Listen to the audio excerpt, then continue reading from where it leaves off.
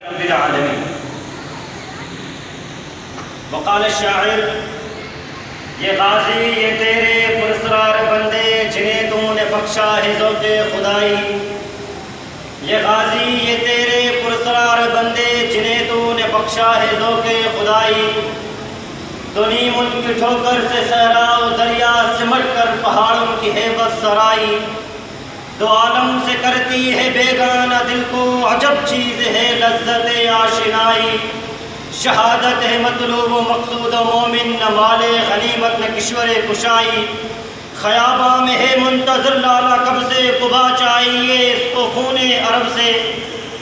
انتہائی واجب الاحترام مہمانان گرامی، تمام ذمہ داران جمعیت اور میرے ہم مقصد، ہم سفر، ہم قدم، ہم نوا، ہم ذہن ساتھیوں، السلام علیکم۔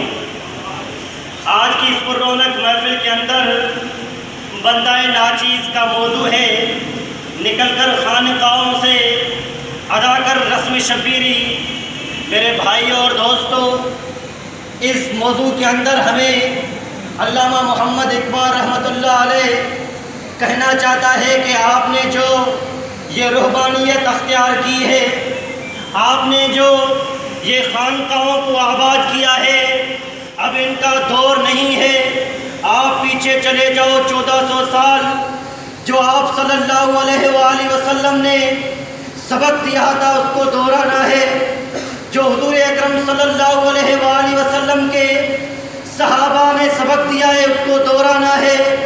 جو خلفائے راشدین نے کیا اسی تاریخ کو دہرانا ہے، اور نکلنا ہے اس خانقاہوں سے، نکلنا ہے اس روحانیت سے، اور جہاد کے میدان میں آنا ہے، اور ان کفر کے چیالوں پر اسلام کی تلواریں لگانی ہے۔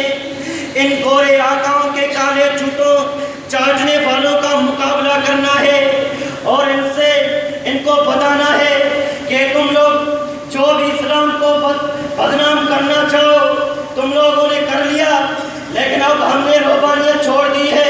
اب ہم نے خانقاہ مٹانا شروع کر دیے ہیں، اب ہم نے ان کو مسمار کرنا شروع کر دیا ہے۔